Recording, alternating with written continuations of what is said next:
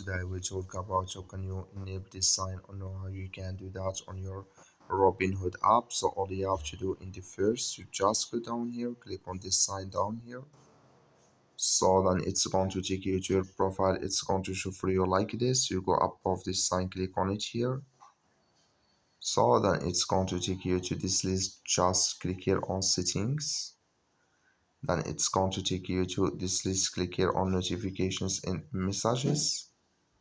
You click here on click here on push notifications. So then you just here wishing to take you to this list here. So then all you have to do next when it's going to show for you like this here, click here on stock price movements here.